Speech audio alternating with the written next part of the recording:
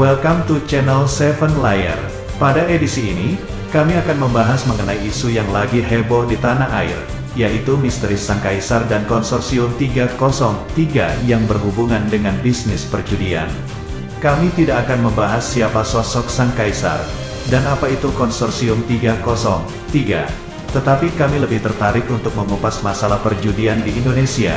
Ibarat seperti candu, judi bisa membuat mabuk dan ketagihan semua orang di negeri ini.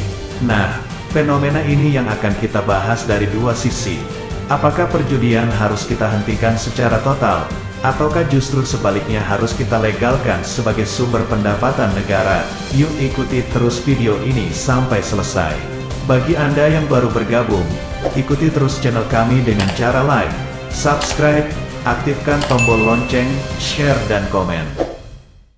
Di Indonesia, permainan judi sudah ada sejak zaman dulu. Sabung ayam merupakan bentuk permainan judi tradisional dan banyak dilakukan oleh masyarakat Indonesia ketika VOC bercokol. Untuk memperoleh penghasilan pajak yang tinggi, pemerintah VOC memberi izin pada para kapitan Tionghoa untuk membuka rumah judi sejak tahun 1620. Rumah judi itu bisa berada di dalam ataupun di luar benteng kota Batavia. Judi kartu dan dadu, atau disebut juga Po, cukup beken di kalangan penggemar judi di Batavia. Masyarakat Tionghoa pada masa itu pun juga sudah memperkenalkan judi cap jiki. Sedangkan permainan lotre ala Eropa atau Belanda, baru masuk Hindia Belanda pada pertengahan abad ke-19. Pada tahun 1960-an, sudah mulai dikenal judi yang dikenal dengan nama lotre buntut. Di Bandung ada lotre yang disebut Toto Raga, sedangkan di Jakarta muncul undian lotre yang diberi nama Toto dan Nalo. Tahun 1965, Presiden Soekarno mengeluarkan Kepres nomor 113 yang melarang perjudian dalam bentuk lotre di Indonesia. Tetapi di awal Orde Baru lotre mulai berkembang kembali, puncaknya pada tahun 1985. Kupon berhadiah dengan nama Porkas sepak bola, mulai diresmikan oleh pemerintah untuk diedarkan dan dijual ke masyarakat. Pemerintah berdalih dengan adanya Porkas dapat digunakan menghimpun dana masyarakat untuk menunjang pembinaan dan pengembangan prestasi olahraga di Indonesia. Walaupun berbau judi, namun animo masyarakat sangatlah tinggi. Bahkan omset dari perputaran judi Porkas ini sangat besar. Pada tanggal 11 Januari tahun 1986, penarikan pertama Porkas dilakukan, dan total dana bersih yang terkumpul di akhir Februari tahun 1986 mencapai 1 miliar rupiah. Kalau dikurskan saat ini hampir mencapai 14 triliun 800 miliar. Angka yang fantastis untuk pengumpulan dana perjudian selama 45 hari. Akhir tahun 1987, Porkas berubah nama menjadi Kupon Sumbangan Olahraga Berhadiah atau KSOB. Kemudian pada tahun 1989, KSOB dan TSSB dihentikan dan diganti permainan baru bernama Sumbangan Dermawan Sosial Berhadiah atau yang disingkat dengan nama SDSB. Pro kontra legalisasi perjudian dengan dalih sumbangan terus bergulir, dan akhirnya, pada tanggal 25 November tahun 1993, pemerintah secara resmi mencabut dan membatalkan SDSB di seluruh Indonesia. Di Indonesia, sampai sekarang judi memang dilarang oleh pemerintah. Tetapi kalau di beberapa negara, sudah banyak yang melegalkan judi sebagai bisnis. Di benua Asia ada Hong Kong, kemudian negara Cina dengan kota Macau. Di seberang negara Indonesia ada negara Singapura. Di Eropa ada Yunani, Italia dan Spanyol. Dan sebagai maskot judi pastilah Amerika Serikat dengan kota Las Vegas. Di negara Cina dan Amerika, perjudian memang sengaja dibuat legal oleh pemerintah, agar menjadi sumber pendapatan buat negara. Selain itu pemerintah Cina dan Amerika tidak ingin ada judi ilegal, karena judi ilegal akan membuka praktek kotor yang dilakukan oleh oknum aparat untuk kepentingan mereka sendiri. Coba kita lihat berapa sih pendapatan negara dari bisnis judi.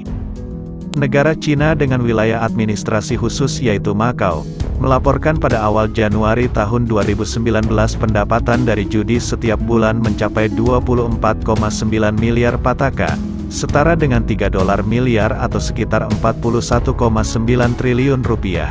dan Makau sangat bergantung pada pendapatan perjudian untuk keuangannya. Bahkan pajak perjudian di Makau menyumbang lebih dari 80% pendapatan pemerintah. Sedangkan di negara Amerika Serikat, pada tahun 2008, aktivitas perjudian menghasilkan pendapatan bruto sebesar 92,27 miliar dolar selama setahun. Jika dikurskan sekitar 1,365 triliun 596 miliar rupiah. Jadi tidak heran jika angka ribuan triliun dari bisnis judi menjadi salah satu dari sumber pendapatan bagi negara. Lalu bagaimana dengan Indonesia? Dari sumber data yang kami peroleh, negara Indonesia pernah menjadikan judi sebagai bisnis yang resmi dan legal. Lotre yang bernama SDSB pernah memberikan kontribusi pajak penghasilan pada tahun 1986 sebesar 2 miliar rupiah, tahun 1987 3 miliar rupiah, tahun 1988 4 miliar rupiah, dan tahun-tahun berikutnya 8 miliar rupiah. Rekor pendapatan pajak dari bisnis judi ini terjadi pada tahun 1991, yaitu total pajak yang diterima negara sebesar 25,4 miliar rupiah atau setara 300 triliun. Setelah judi dilarang oleh pemerintah, otomatis semua aktivitas yang berbau judi akan ditindak tegas oleh kepolisian. Namun di balik itu, ternyata masih banyak praktek perjudian secara ilegal. Praktek judi ilegal yang saat ini menjadi tren adalah munculnya judi online. Judi online sangat mudah diakses oleh semua kalangan masyarakat. Hanya dengan bekal handphone, aktivitas judi online bisa dilakukan selama 24 jam oleh semua orang dan dimanapun tempatnya. Dilansir dari media CNBC, omset judi online di Indonesia menyentuh angka fantastis. Pusat Pelaporan dan Analisis Transaksi Keuangan atau PPATK menyebut nilainya mencapai 2 triliun rupiah per tahun. Jika mengacu info dari PPATK, sebetulnya tidak heran jika bisnis judi sangat berkembang di Indonesia. Konsultan keuangan Roy Sakti dalam podcast bersama Deddy Corbuzier pada tanggal 23 Agustus tahun 2022, salah satu hal yang membuat judi online berkembang pesat adalah bahwa para pemain judi yang besar yang berada dalam jaringan tersebut menjual paket usahanya menggunakan pola seperti franchise. Roy juga mengaku bahwa dia sempat mendapat tawaran tersebut dengan modal 200 juta rupiah. Penyebarannya pun makin meluas karena banyak yang mempromosikan judi online melalui media sosial. Kepolisian sebagai penegak hukum juga telah melakukan berbagai upaya dan langkah dalam menghentikan praktek bisnis judi yang ada di Indonesia.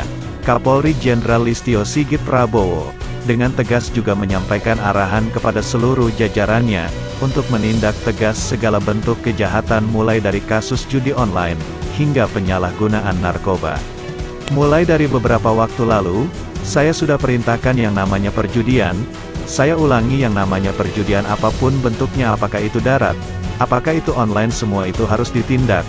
Saya ulangi, yang namanya perjudian apakah itu judi darat, judi online, dan berbagai macam bentuk pelanggaran tindak pidana lainnya harus ditindak, tuturnya.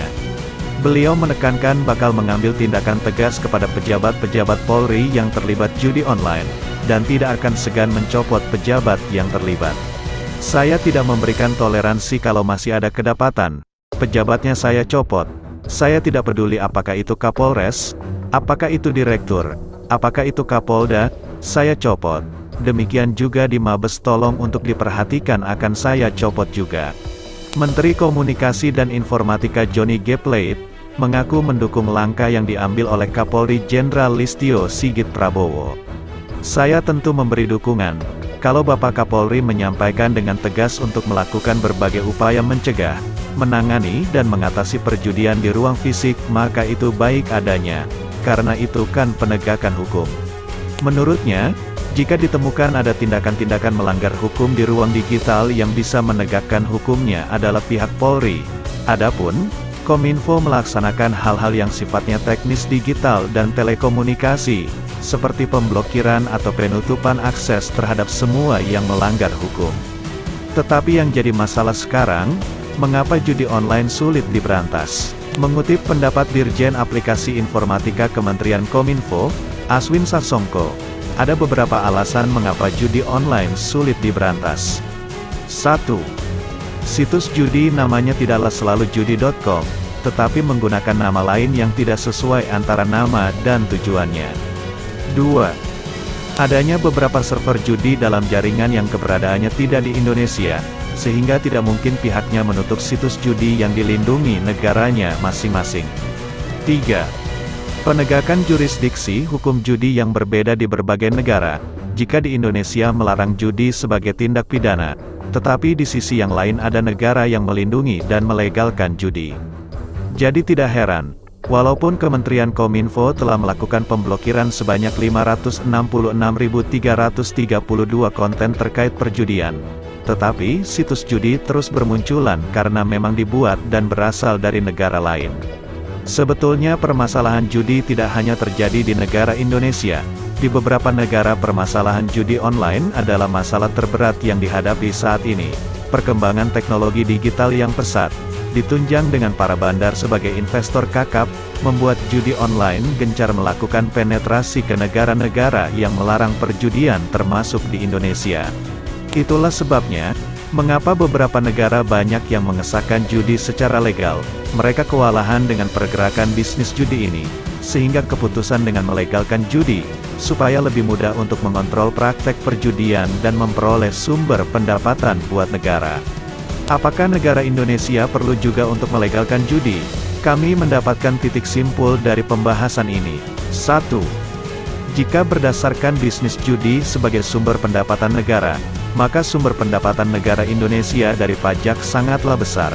Tapi yang jadi masalah adalah kemana uang pajak tersebut digunakan. Apakah memang benar-benar disetorkan pada negara atau disunat? Jadi, judi tidak perlu dilegalkan, asalkan para pengelola keuangan negara ini jujur pada diri sendiri dan juga pada rakyat. Rakyat bangsa ini sudah terlalu lama menderita akibat kesalahan dari pengelolaan keuangan negara yang banyak diisi oleh orang-orang yang tidak jujur. Seandainya saja para pejabat dan para pengelola keuangan bangsa ini jujur, akan sangat sedikit rakyat yang berjudi. 2. Memperbanyak lapangan pekerjaan. Masalah kesejahteraan adalah sumber terjadinya perjudian. Jika masyarakat gampang memperoleh pekerjaan dan memperoleh penghasilan yang layak, kemungkinan orang berjudi juga sangat kecil. 3. Hukum harus tegas. Jadi siapapun yang tertangkap judi harus dihukum sesuai undang-undang yang berlaku. Dan khusus buat oknum aparat serta pejabat negara, yang terbukti dengan jelas ikut melindungi dan menerima suap dari bisnis judi, harus dihukum seberat-beratnya dan dicopot dari jabatannya. Jadi inti dari permasalahan judi sebenarnya adalah kesenjangan sosial, ketidakadilan dan kesejahteraan. Kebanyakan orang-orang yang mempunyai jabatan dalam pengelolaan negara, lebih cenderung memperkaya diri dengan cara mengorbankan kesejahteraan rakyat. Oknum pejabat nakal inilah yang harus dipenggal kepalanya, karena merekalah biang kerusakan negara. Di saat rakyat susah mencari pekerjaan, mereka para oknum pejabat dengan mudahnya pamer kekuasaan dan kemewahan. Hal utama dari sekedar membahas tentang melegalkan judi, adalah kejujuran diri dari para pejabat negara ini. Jika pejabatnya bersih diimbangi dengan kesejahteraan rakyat yang ikut meningkat, maka perjudian tidak akan bisa tumbuh subur di negeri Indonesia.